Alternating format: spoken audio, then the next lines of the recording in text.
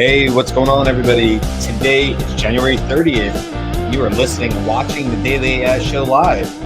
And today we're going to be talking about what we know, what we think we know, hints, rumors, allegations, and things left unsaid about GPT-5. So today we got almost the whole crew. We got Jyunmi, Beth, Karl, Andy, and I'm Brian.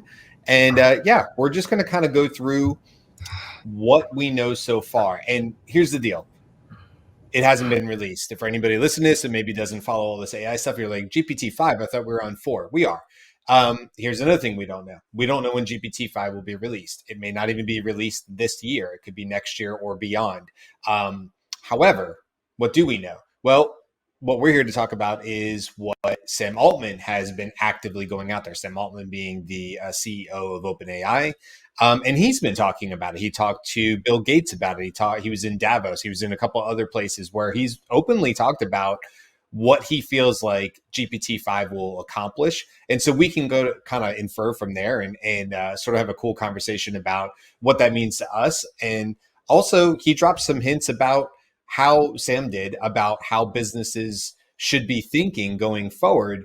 And maybe we start at the end. One of the things he talked about is, hey, businesses should be focusing more on an AGI mindset. He was almost basically telling people, I think it was at Davos, Beth, you saw that too, correct me if I'm wrong, where he was like, I wouldn't limit your thinking to what GPT-4 could do. I would be thinking past that. So like we were talking yesterday, you don't end up painting yourself into a corner. So what do you guys think? What is the best, I don't know, rumors or things that you heard Sam say about GPT-5 that you're the most excited about? Jyunmi and Beth breathe at the same time. Go ahead, Beth. I think that what excites me the most is the multimodality. Is that it is potentially going to be able to engage in video and audio, and not in terms like right now you can speak to chat GPT, and it transcribes it into text, and it goes and it deals with it as a text, and then it responds, and then it transforms that into voice, because it was trained as a text only system, and the audio has been put on top of it. GPT-5, my understanding is that it's been trained multimodality. So that is an exciting thing for me. Like, what are you as a native audio speaker or a native video intaker, communicator? I don't know. So specifically, you'll be able to upload a video. It'll watch and listen to the video and understand everything about the images and the audio on that video and respond to that directly without you having to do any transcription or, importantly, right. You can upload an image today to GPT-4, but you can't upload a video. That will be an impressive addition in GPT-5. Right. Yeah, so it's like, hey, I don't know that it'll be called FaceTime, but I'm going to FaceTime with my GPT assistant, and we're going to have this conversation, and it's going to say, all right, you hesitated there. What's happening in your head? Right. Yeah, or something like that. You look puzzled. Right. Well, just being able to interpret your facial, body language, all of those kinds of things, I think will be a huge benefit. I'm most excited about the video interpretation, having that part of the multimodal capabilities. I'd like to see where this expands into their other offerings like Video Dolly, those kinds of things. Because that's once you have that base function, then it can kind of expand into what their other offerings are. And because they've interconnected all of their different products up to this point. So I'm looking for that next step. And I think later on in the week, we have a review of Runway ML. And so just the video and AI sphere is kind of what I'm most excited about. So real quick though, Jyunmi, before you go on, let's break that out a little bit, because we said video probably on twice in both of those. And I think it's maybe worth referencing that we're really talking about two different types of video processing. and for two different end uses, right? We mentioned something like a runway ML or a there's so many of them. I won't Pixlr and all the other ones that are out there. Pick whatever all the other ones are that do, like you said, image, and instead of creating a static image in DALL-E, they're consumably or reasonably would be that we would have it creating 5-second, 10-second, 30-second video clips. Whereas now you can say, go ahead and extend that 30 seconds more. And it's still a prediction system, and it's still guessing at what that next scene might look like or extrapolating, so on and so forth. And then, but Beth, you also talked about video, but I think that's more from like the multimodal side, where instead of it just being text in, text out, it can be voice in, voice out. And Andy, you mentioned something that I think is really important. I just want to make sure we touch on in case we leave video here for a second, is I think about all the ways that it could help in sales. So I work for a sales consulting company, so I deal with sales all the time. It's always on my brain, trying to help sales representatives. I'm literally doing that right before this show. I'll be doing right after this show. It's what I'm working on today. And I think about how amazing it's going to be when it's not just a transcript that we can get from a discovery call summary or a demo call in sales, but now we're able to hear the vocal tones and inflections. And to me, that's not just like a 1 + 1 = 2. That's just like 1 + 1 = 17 or something like that. Because now it enables this potentially this model to go in and say, oh, I can read the transcript and I can see and I can infer where the call might have gone off tracks. You know, the sales rep was so thinking about the next thing they wanted to say that they missed some really key piece. Okay, I can already solve for that problem today with a transcript. But there's a big difference between that and then also looking at a video or even listening to the audio of that call and listening for how voices start to trail off. If it's video, maybe it'll be how eyes start to dart around.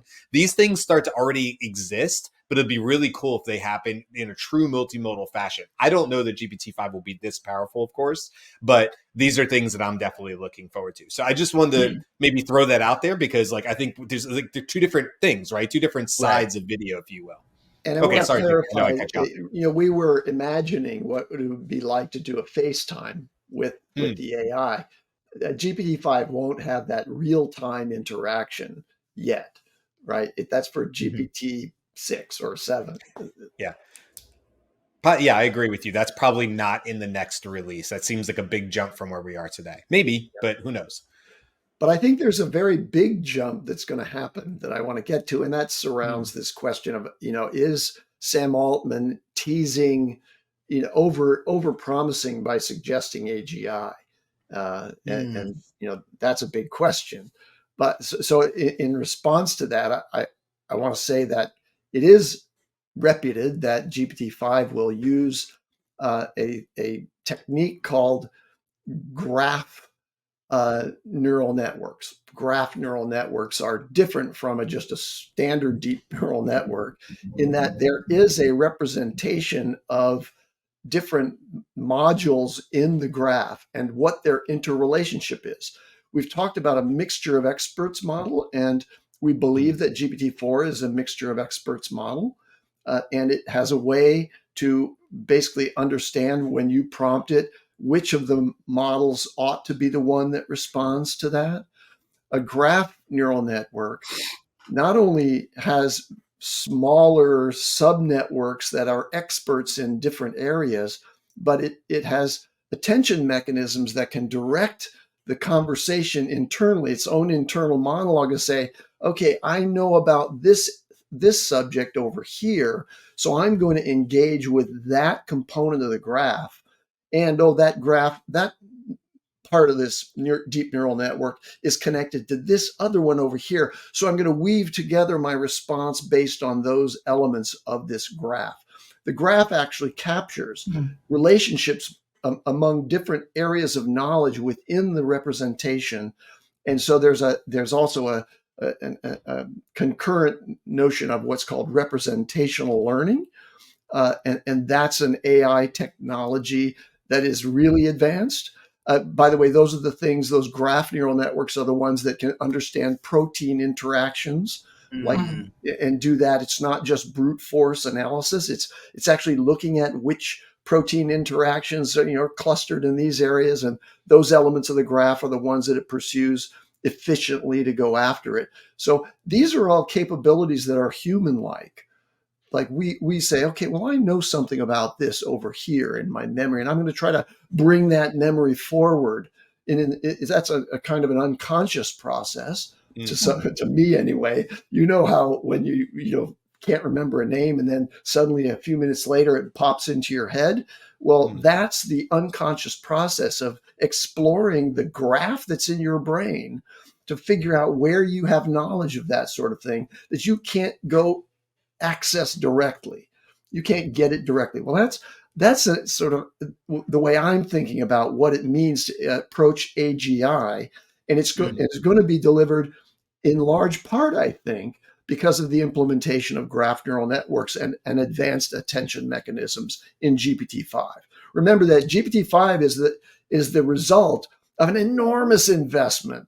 OpenAI, when it was delivering GPT-3, was incredible, but now it's expanded in its reach and its capacity and its investment, and AI is accelerating that process. So I think we're really going to touch on the beginnings of AGI, and that's what excites me the most. And just a quick follow-up question on that, Andy. Do these graph neural networks you're talking about, I'm assuming they exist. Are they being used in any small use cases at this point? And if so, they are. Is it healthcare? Where are they using it? Here's a simple example of it. An AI that analyzes social networks, the interrelationships among multiple, individual nodes, which are humans, that could be used for determining doing for defense purposes, trying to figure out, who's related to who out there in the world of intelligence. We're trying to analyze what Hamas is doing over there. A graph neural network is probably applied to those kinds of social network analysis. Got it. Gotcha. That's really interesting. Well, I like. Oh, sorry. Go ahead, Karl. Oh, yeah. I think Andy related to that, where I think we'll see the biggest jump is reasoning of where GPT-5 is, and more so when remember Andre Karpathy talked about system 1 versus system 2 thinking. I think we're going to start getting into system 2 thinking, where we don't, when we add the instructions, think through this step by step. It's not it'll actually do it consistently and in a manner that is, we don't have to have these more defined prompts. I think it'll get what we're talking about much better. And so that's the one I'm looking forward to the most, because then you can set up a lot of different elements and maybe it'll help bridge that gap of more people understanding how to use these systems, or give them the path to use it more than a lot of people are using it. Yeah, that was definitely on my list for sure. Reasonability. Is that what you were going to say as well, Jimmy? I'll go after you. Go ahead. Well, I just wanted to jump off the point for general intelligence is that Sam Altman, especially in the Davos interview, he mentioned that that's still, they doubled down on it. Like that is still their focus, is still doing general intelligence. But one little thing that, and they didn't really cover it too much, but he mentioned that the next step that they're kind of focusing on right now is less about training data, right? Which kind of takes away the focus of like moving to GPT-5 or when they're going to start moving towards that. Is they want to be able to display trusted, branded, high quality content at inference. And this kind of goes back to his point of focusing on the product side of things. So when we take this into account, I'm wondering, in terms of when we're going to see GPT-5 and what we're going to see in it, that might be pushed down the road a little bit, because he seemed to indicate that he wants to improve what's going on right now, and if the focus is he wants high quality branded content at the time of inference, then that doesn't sound like GPT-5 is being trained, right? Or it doesn't sound like they're spending as much time on that. I could be reading into it too much, but I picked that out of there in particular because it does seem to indicate what seems to be his focus, at least for OpenAI. Not to mention, I can add something to that, which is there's in psychology there's an area of exploration which is about human cognition. So we're trying to approach the human capabilities of reasoning and exploration. And the idea of how our brain works is it's not purely reliant on the internal knowledge base that you already have learned, but it has the world and all of the tools and technologies that we have as an external memory. And so does now GPT-5 with its connections to web search and whatever permissions are allowing it to access proprietary data. So in the training sets, if you will, or in the access range that GPT-5 will have, it will have access to certain subscribed external memory that it can access at inference time. And when we say inference time, we mean at the moment you give it a prompt and ask it a question, it's doing some processing, which will include, as you watch Perplexity do, it's going to go out and retrieve information that's relevant to your question. And that is a key component of this approach to human capabilities, which is not simply to rely on what the existing knowledge base is back to 2023, right? But now to be able to go out and say, okay, to solve this problem, I'm going to send out an agent here from this module in my graph neural network to explore this angle, which I think is relevant, and then assemble all those things back together and deliver the report. That's what we do really as researchers, as human researchers, and that's what GPT-5 and others will be able to do. Yeah, I think that sort of takes in the idea of what you both are saying, which is one of my notes here on my page here in front of me is personalization. It's something Sam Altman must have said several times is we know our end users, our customers want more personalization. And that started very basically last year with custom instructions. Kind of cool. The custom instructions were both available in the free and the plus side of the account, the paid side of the account, which I'm very grateful for when I work with clients, because so many of my clients don't have the plus side of it. And so that custom instructions was a great way to append onto any particular prompt a small 1,500 character description of what maybe that customer does, or that client did, right? So sales reps in my case.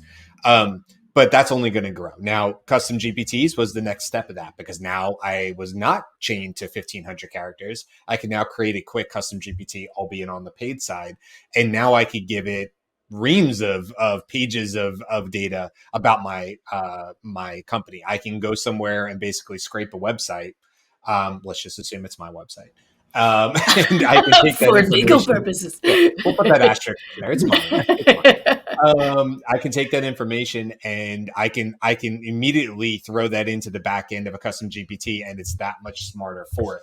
So personalization and being more customizable, more about your data. Absolutely. I mean, Sam's already saying it. This is not something we have to guess about. This is definitely coming with GPT-5, and perhaps we'll see that in small increments before then. We'll talk about it more in the news tomorrow, but the @ symbol and what that's doing inside custom GPTs is a form of almost like making it a more personalized experience. It's yet another step towards a agent. And Sam said back on Dev Day that is what we're working towards. And one big step towards agents is personalization. Look like you're going to say something, Andy. I am, but go on. He has thinking face. He has thinking hands and thinking face. You can't see Andy has his thinking fingers. You look like what's his face? Not Smithers. What's his face from The Simpsons? Excellent. Okay, well, if Andy, you're not ready for that, I want to come back really quick because I didn't get a chance with Karl. You talked about reasonability, and I just want to say something that, like Sam said, which was that GPT-4 really has like a childlike understanding. In fact, you can see sort of when you look at, if you're looking at a screen, the thumbnail I created for it was a child with like 3, and then maybe like a teenager as GPT-4, and then some AI robot, right, juggling multiple balls in the air. That was sort of what it was for. But he's the one that said, like, GPT-4, I'm paraphrasing, is pretty dumb when it comes to, being reliable with its reasoning. He said something, I'm paraphrasing, to the fact of, is if you give it, you get 10,000 answers, one of them will be pretty good, but GPT-4 won't know why. Won't know why that was a good answer, but you'll probably get something good at it. And so I just wanted to bring that back up to Karl, your point, because that was something Sam talked about that I thought was really interesting, was that they're trying to make GPT-5, the goal is to increase its reasoning skills, but also do it that are highly reliable. And I think that was really just an interesting. So, okay, those are my two things there. What else? So this idea of improved reasoning, I think, is related to the graph neural network approach, because if the GNN, as it's called, the graph neural network, understands what the components of its knowledge are and knows how to select those which it can use in response to some query, well, then that's a form of reasoning. Okay, what's relevant here? How do I combine those ideas? And now what I was thinking about before is this other thing that we can do, which is a part of general intelligence in humans, which is continuous learning. So if I start to explore a subject, then I can encode in my memory new relationships and new understandings and hold those representationally in my memory. So I have an ongoing memory that I can train as I'm studying, learning, and doing things. Now, the current generations of large language models don't do this self-training, if you will.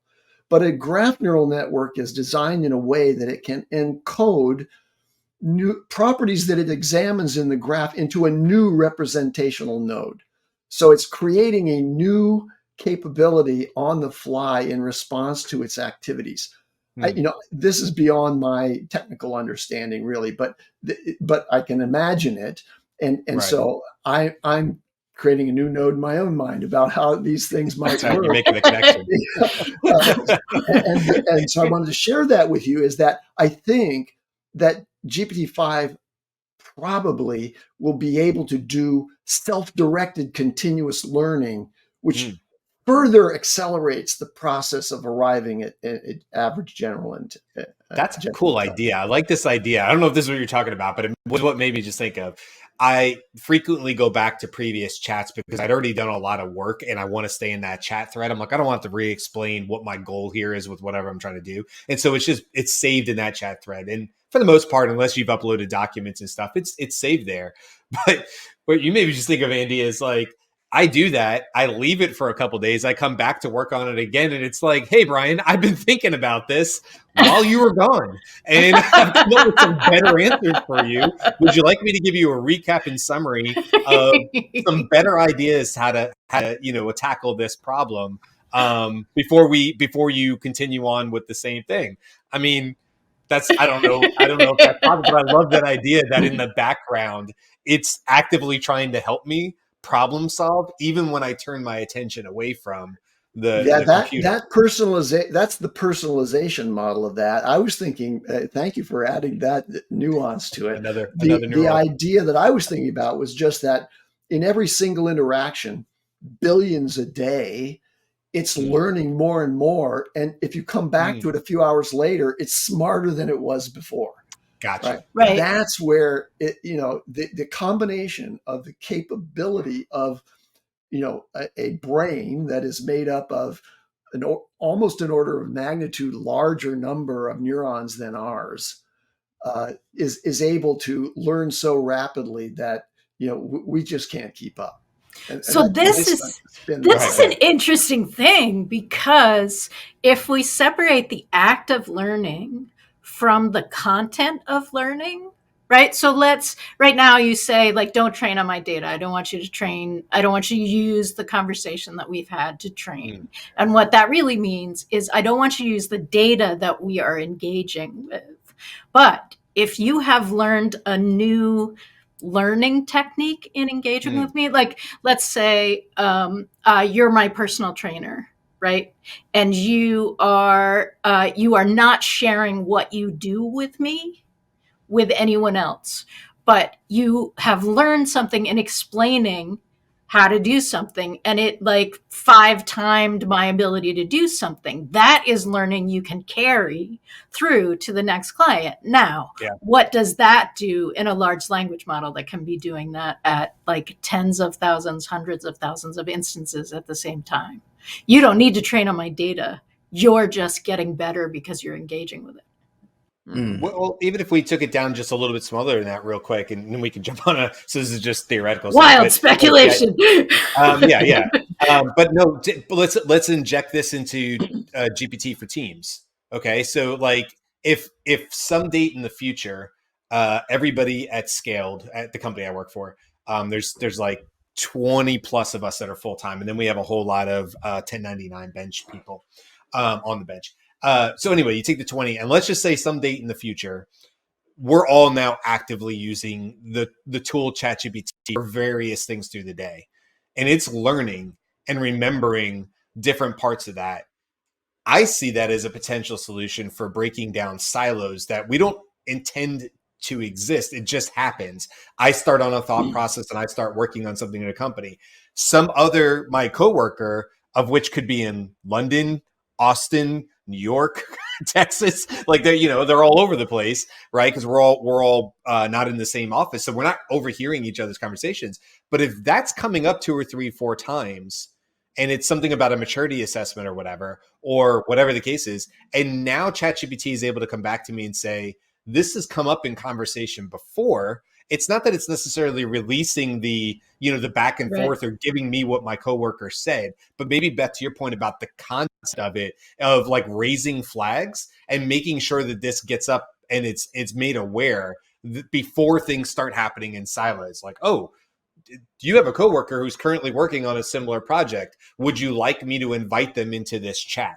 Would you like to facilitate something where this is happening together? That obviously, whether that happens inside ChatGPT or not, a part of GPT-5, I don't know. But that certainly seems like the kind of tools that are taking us towards personalization, but more business personalization, and giving us a tool that we can rely on that's getting smarter. That's $1 million idea right there. There has to be somebody working on it. And that's this idea of the GPT itself orchestrating the collection of relevant sources, like just as it's going to go out and find these data sources. But now it can look at, okay, who are the human experts who are working on this? I'm going to find them, bring them together, and I'm going to ask them questions. Yeah. And teach myself, right? Yeah. Your AI project manager, essentially. Do you all remember Sam Altman saying, I can't remember where he said it, whether it was one of the talks, was that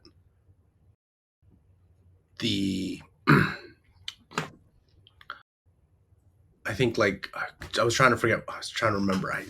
I see the picture of his face on where it is, but he was saying that everybody should prepare for GPT-5. Like they should be building towards GPT-5 right now, not like how you're currently building. But the thing is, how do you do that? How do you build for GPT-5 when no one knows what that even means?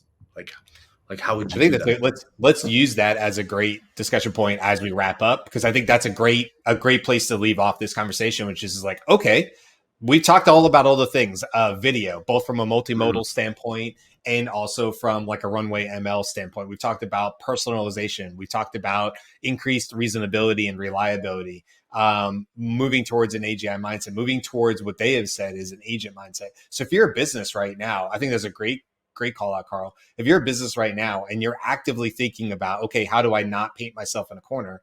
What are some of the things you could do today, even if you don't know the answer to what GPT-5 is? What are some things businesses could be doing today to help them be best prepared? And I would say this is not people who are actively coding and creating brand new like apps and stuff. I'm just saying for the general business who's trying to use these tools for efficiency.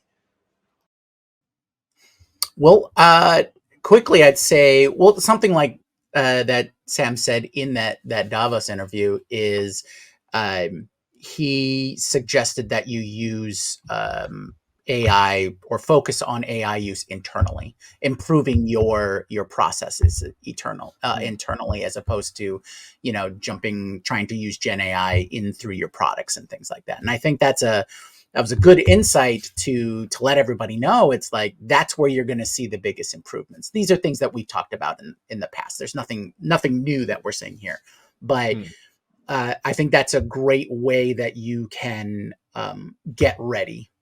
If that's essentially the question, how do you get your business ready for GPT-5? Right? And we've talked about AI literacy. We've talked about making sure your data is clean.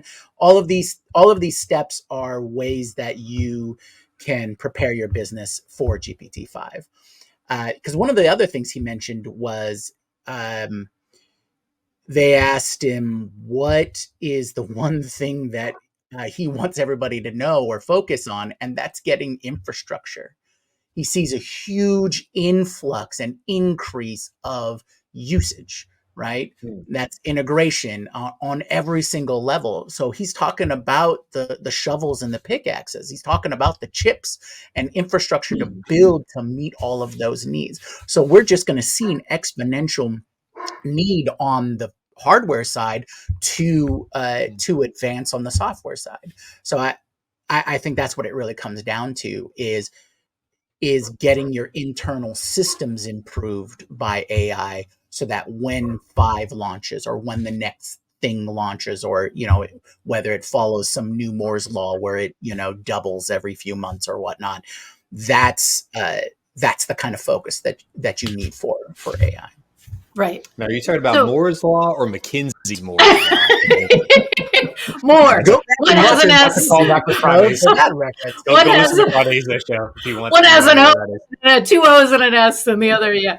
Right. So I actually think that, to a certain extent, what you're doing to prepare your business for 5 is what you're doing to prepare your business for 4.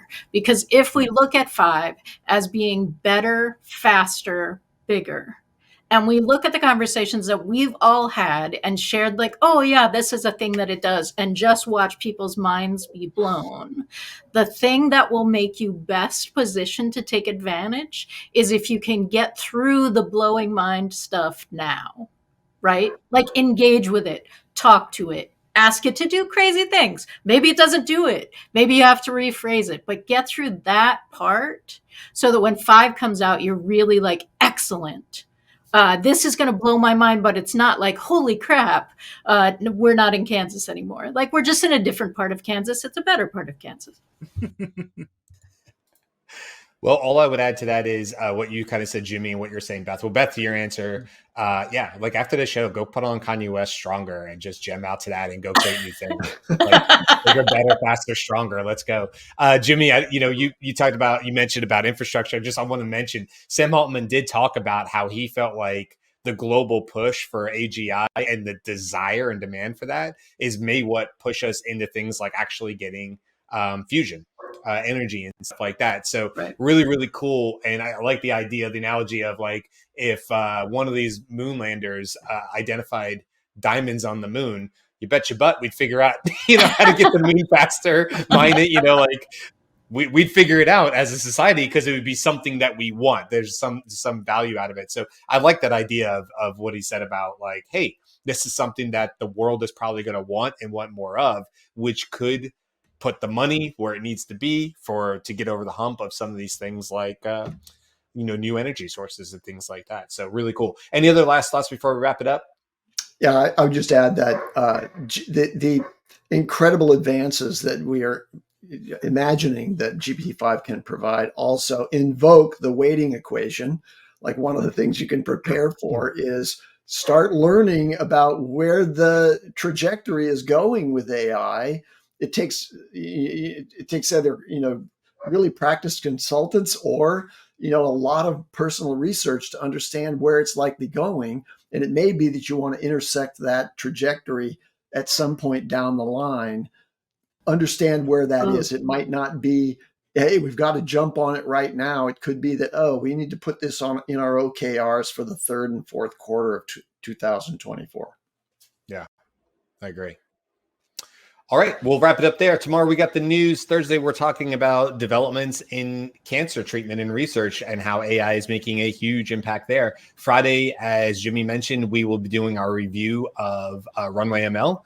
Very, very cool software and app and how, technology. So we'll be talking about that as well. And then we got a whole lot of stuff coming up next week. That's it. We'll see you tomorrow, the last day of the month. Until then, guys. Bye. Happy Tuesday.